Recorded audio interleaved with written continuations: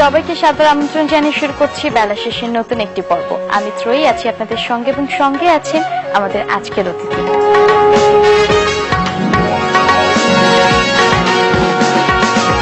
দর্শক, চলে এলাম অতিথি পর্বে। আজ আমাদের সঙ্গে আছেন সিলেট থেকে আগত দুজন সঙ্গীত শিল্পী। তারা লোকসঙ্গীত শিল্পী, লোকগান করেন, তারা আমাদের গান শোনাবেন। একজন হচ্ছেন মোহাম্মদ শামীম আহমেদ এবং অন্যজন হচ্ছেন ইকবাল শাই। কথা বলবো তাদের সঙ্গে। কেমন আছেন? জি ভালো আছি। স্বাগতম আপনাদের দুজনকে আমাদের স্টুডিওতে বেলা শেষের অনুষ্ঠানে। শুরুতে আমরা একটা গান শুনে নিই, তারপরে আরো অনেক গল্প করব। শুরুতে আমরা যেহেতু 360 আউলিয়ার পূর্ণভূমি থেকে আসছি, শাহজালাল নামে একটি গান করে শোনাই আপনাদের। জি অবশ্যই। ও বাবা শাহজালাল,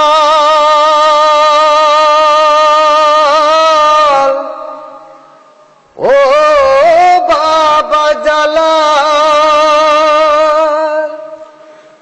ওরে ঝাঁকে উড়ে আকাশ জুড়ে,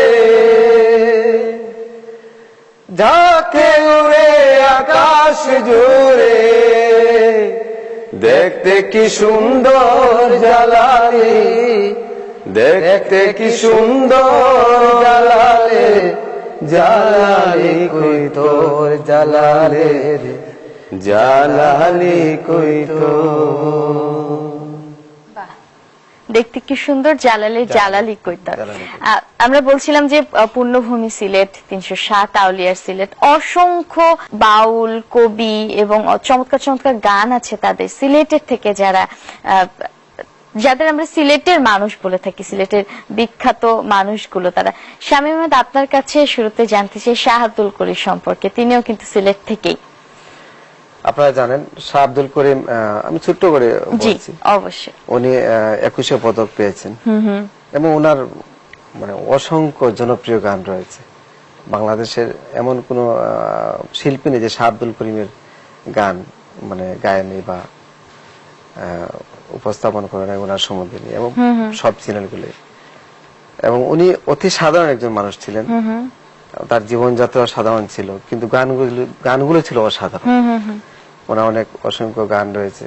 উনি গণসঙ্গীত লিখেছেন, উনি দেশের গান লিখেছেন, মানুষের গান লিখেছেন, লোকগান লিখেছেন, আধ্যাত্মিক গান লিখেছেন। সব জায়গায় ওনার বিচরণ রয়েছে। অবশ্যই ওনাকে আসলে সংক্ষিপ্ত বলে ওনাকে আমরা গান শুনে ফেলি বরং। ওরে তুমি আমার আমি তোমার এই আশা করে, তুমি আমার আমি তোমার এই আশা করে,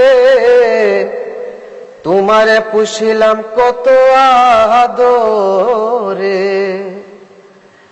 মাটির পিঞ্জিরায় সোনার ময়না রে, তোমারে পুষিলাম কত আদরে,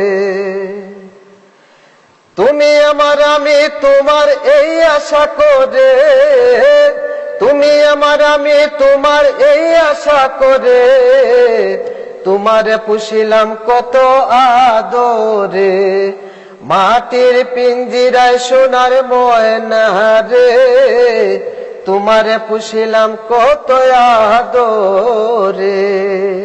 বাহ, চমৎকার। আসলে খুব অসাধারণ কিছু কথা। এবং আরো একজন আছেন সেখান থেকে দূরবীন শাহ। ইকবাল শাহ, আপনার কাছে জানতে চাই দূরবীন শাহ সম্পর্কে। দূরবীন শাহ হচ্ছেন আমাদের সুনামগঞ্জ জেলার ছাতকে ওনার বাড়ি। দূরবীন টেলায় যে ছাতক সিমেন্ট ফ্যাক্টরি, যেটা জি জি, ওইটা সিমেন্ট ফ্যাক্টরি যখন কাজ চলতেছে তখন এই ইন্ডিয়া থেকে মানে পাথরগুলো আছে, চুনা পাথর যেটা সিমেন্ট তৈরি হয়, তখন ওনার যে বাড়ি যেটা আর কি, ওইখান থেকে ওই ইয়ে করছিল আর কি, ওইটা উপর দিয়ে আর কি পাথরটা আছে, তারের উপর দিয়ে পাথর আসে, ওইখানে দূরবীন দিয়ে ওইখান থেকে ওই রাস্তাটা ইয়ে করছিল। এই থেকে ওনার এলাকার নাম দূরবীন টিলা।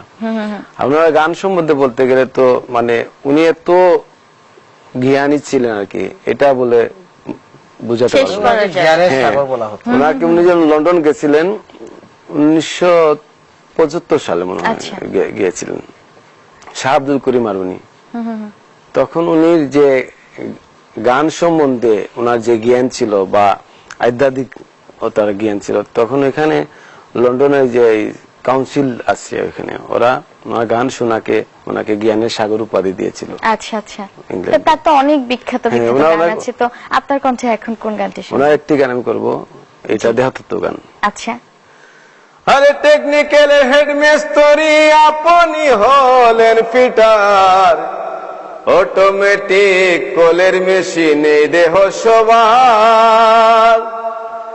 টেকনিক্যাল হেডমেস্তরি আপনি হলেন ফিটার, অটোমেটিক কোলের মেশিনে দেহ সবার। নিজে খোদা হেডমেস্তরি, 4 জনা তার কর্মচারী, 16 জন আছেন প্রহরী, 5 জনা হয় প্যাসেঞ্জার। 206 দ্বারা এই মেশিনটা করছে খারাপ, 72,000 তারের জোড়া, চতুর্দিকে ফিটলেদার। অটোমেটিক কোলের মেশিন এই দেহ সবার। বাহ। এবং আসলে যে একটা মানুষ কত জ্ঞানী হলে একটা গানের ভেতরে দেহ নিয়ে সৃষ্টিকর্তাকে নিয়ে কত ইনফরমেশন, অনেক অনেক তথ্য কিন্তু আছে এই গানটির মধ্যে। চমৎকার চমৎকার। আরো কথা বলবো আপনাদের সঙ্গে, একটা বিরতির সময় হয়ে গেছে, বিরতিতে নিয়ে আসি। দর্শক, ছোট্ট একটা বিরতি নেব, তারপরে ফিরে আসছি। থাকুন আমাদের সাথে বেলা শেষের সাথে।